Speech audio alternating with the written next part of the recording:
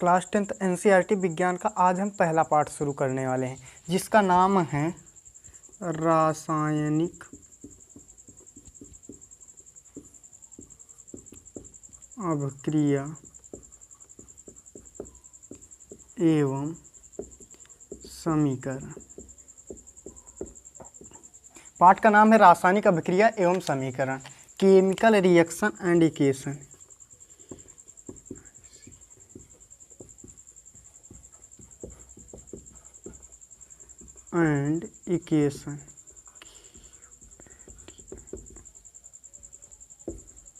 ये हमारे पाठ का नाम है, रासायनिक अभिक्रिया एवं समीकरण, केमिकल रिएक्शन एंड इक्वेशन।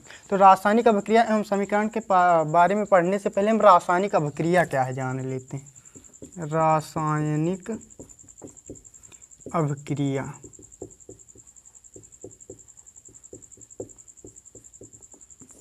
रासायनिक अभिक्रिया किसे कहते हैं? तो जब एक या एक से अधिक पदार्थ मिलकर एक नए गुणधर्म वाले पदार्थ का निर्माण करते हैं तो रासायनिक अभिक्रिया कहलाती है। जब एक या एक से अधिक पदार्थ मिलकर एक नए गुणधर्म वाले पदार्थ का निर्माण करते हैं तो रासायनिक अभिक्रिया कहलाती है, अर्थात केमिकल रिएक्शन। अब रासायनिक अभिक्रिया होने के बाद रासायनिक अभिक्रिया को हम पहचानेंगे कैसे, यानी रासायनिक अभिक्रिया की पहचान। रासायनिक अभिक्रिया को identification of chemical equation, identification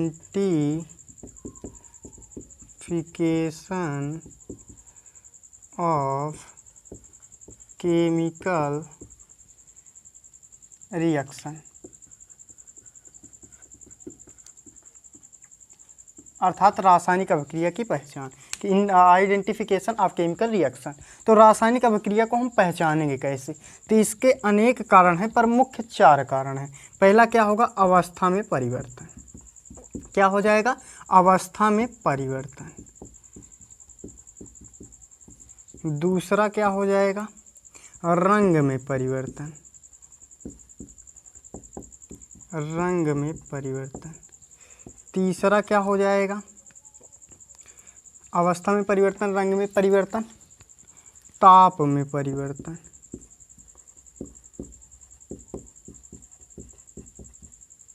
ताप में परिवर्तन। चौथा क्या हो जाएगा?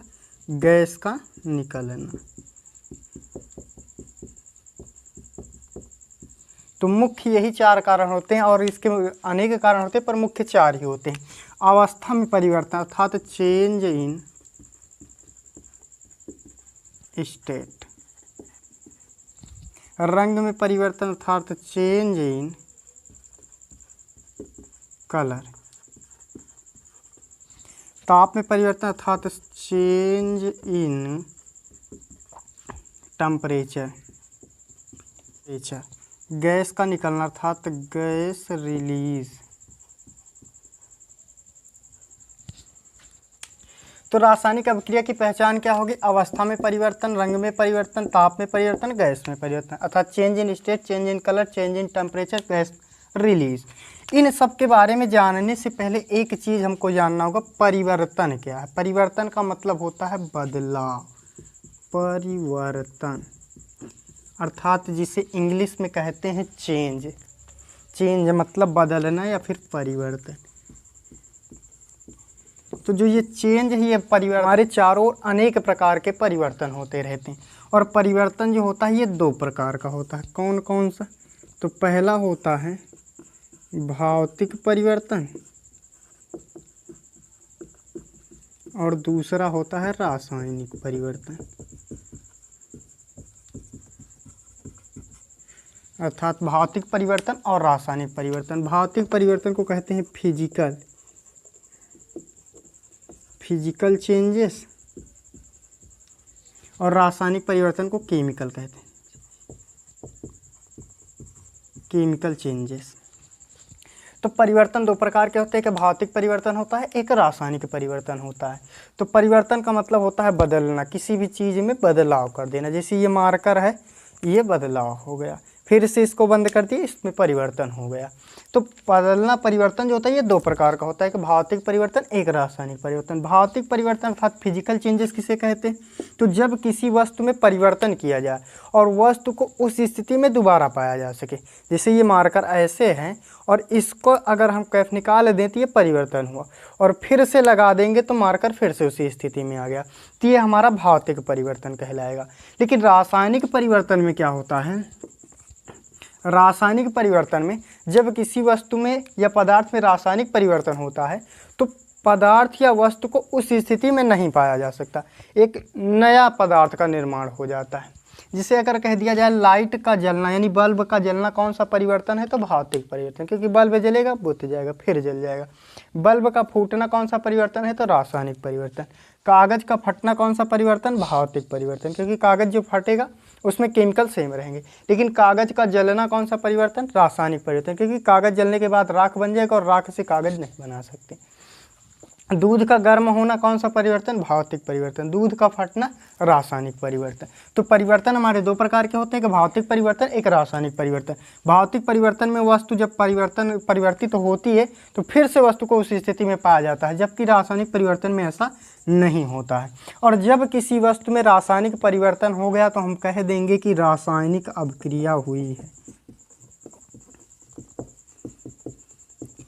अर्थात केमिकल रिएक्शन हुआ है।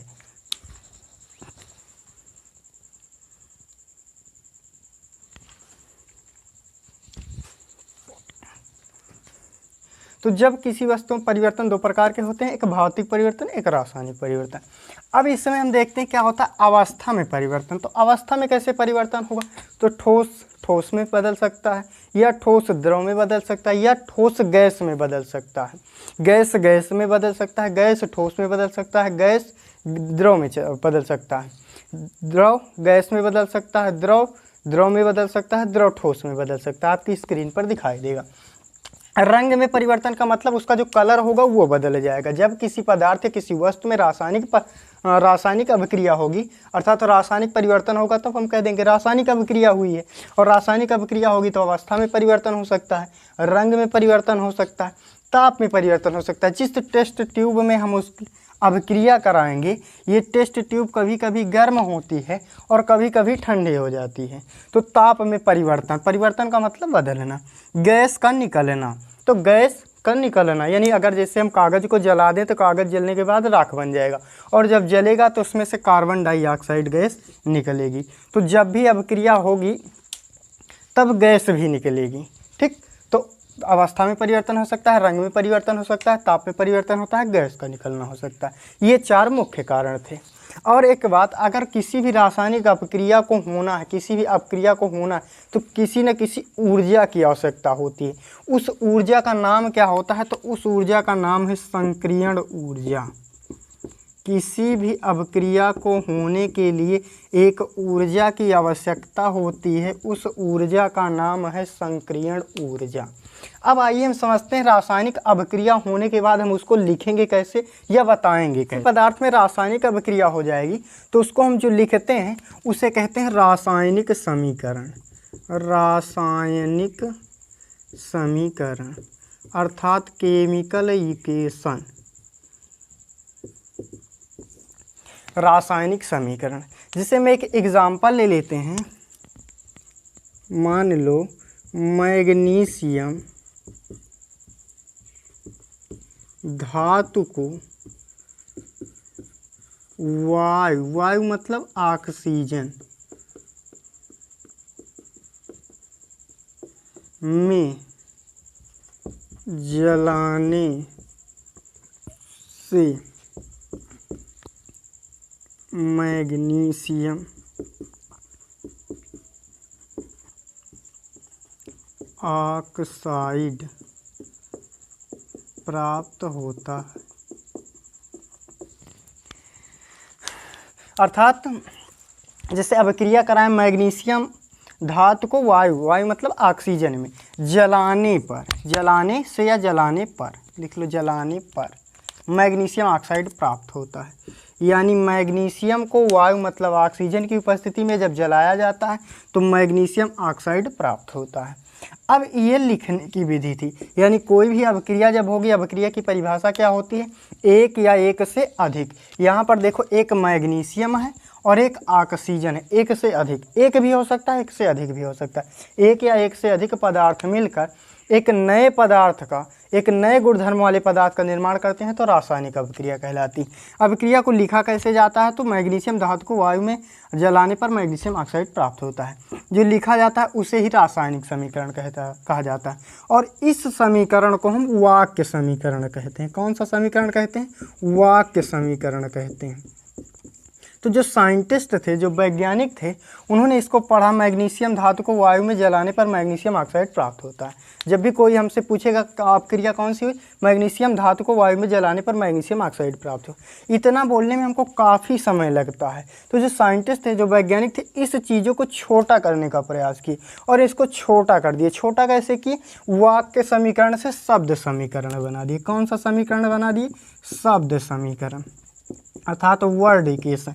कैसे किए, तो उन्होंने केवल जो पदार्थ या तत्व तो भाग लिए थे केवल उन्हीं को लिखे। जैसे मैग्नीशियम भाग लिया था तो मैग्नीशियम लिख दीजिए, मैग्नीशियम, और ऑक्सीजन, इन दोनों से ऑक्सीजन प्राप्त क्या हुआ, मैग्नीशियम ऑक्साइड।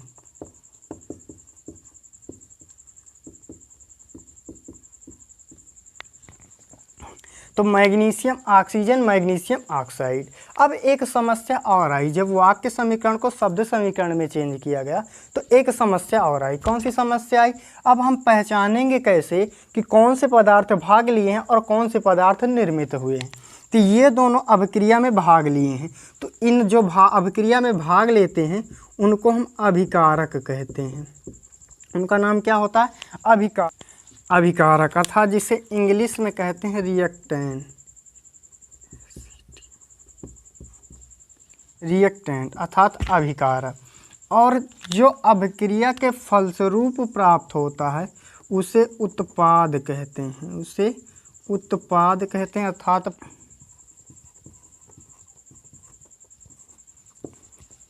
तो अभिकारक किसे कहते हैं, तो वह पदार्थ जो रासायनिक अभिक्रिया में भाग लेते हैं उन्हें हम अभिकारक कहते हैं, और जो रासायनिक अभिक्रिया के फलस्वरूप प्राप्त होते हैं उन्हें हम उत्पाद कहते हैं। अब मैग्नीशियम ऑक्सीजन, मैग्नीशियम ऑक्साइड, वाक्य समीकरण को क्या था, मैग्नीशियम धातु को वायु में जलाने पर मैग्नीशियम ऑक्साइड प्राप्त होता है। ज़्यादा समय लगता था, तो जो वैज्ञानिक थे उन्होंने इसको वाक्य समीकरण को शब्द समीकरण में चेंज कर दिया, तो मैग्नीशियम ऑक्सीजन, मैग्नीशियम ऑक्साइड प्राप्त हुआ। अब एक बात और समझने योग्य है, क्या कि जब अभिकारक या उत्पादक में एक या दो से अधिक लोग हों, दो या दो से अधिक पदार्थ हों, तब हम क्या करेंगे, उनके बीच में प्लस का चिन्ह लगाएंगे। तो magnesium plus oxygen, magnesium oxide.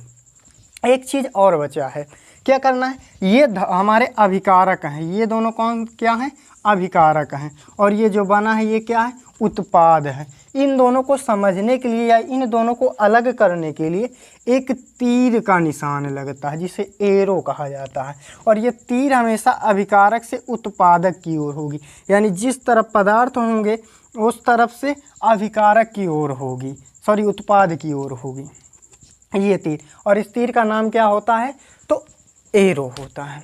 तो जो ये हमारा वाक्य समीकरण था ये हमारा शब्द समीकरण में चेंज हो गया, और जो वैज्ञानिक थे उनको अब भी तसल्ली नहीं हुई, संतुष्टि नहीं हुई, उन्होंने इसको और छोटा कर दिया। इसको छोटा करने के लिए क्या किया, इनके प्रतीक लिख दिए। जैसे मैग्नीशियम का प्रतीक क्या होता है, तो Mg होता है। ऑक्सीजन का क्या होता है, तो ऑक्सीजन परमाणुक तत्व हैं, आगे आएगा तो बताएंगे। मैग्नीशियम के लिए Mg और ऑक्सीजन के लिए O2। अब मैग्नीशियम ऑक्साइड प्राप्त हुआ, तो 9 में आप पढ़ चुके होंगे, जैसे मैग्नीशियम और ऑक्सीजन है, मैग्नीशियम की संयोजकता भी 2 होती है और ऑक्सीजन की भी संयोजकता 2 होती है।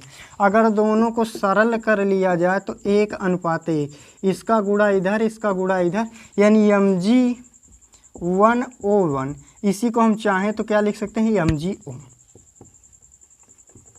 MgO।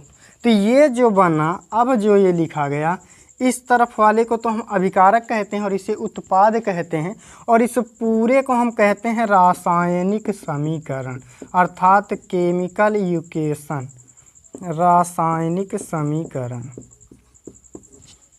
तो हमारा वाक्य समीकरण से शब्द समीकरण में चेंज हुआ और शब्द समीकरण से क्या बन गया, रासायनिक समीकरण, जिसको हम कहते हैं केमिकल इक्वेशन।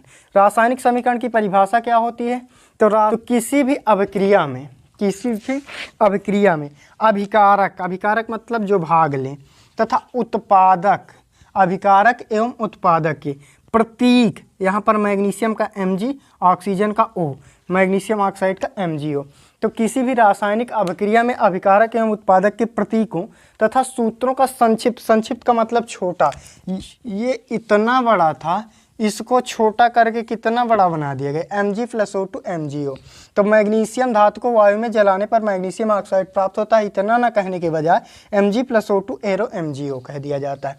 तो किसी भी रासायनिक अभिक्रिया में अभिकारक एवं उत्पादक के प्रतीकों तथा सूत्रों का, जो लिखा जा रहा है इस सूत्रों का संक्षिप्त प्रदर्शन ही रासायनिक समीकरण कहलाता है, यह केमिकल इक्वेशन कहलाता है।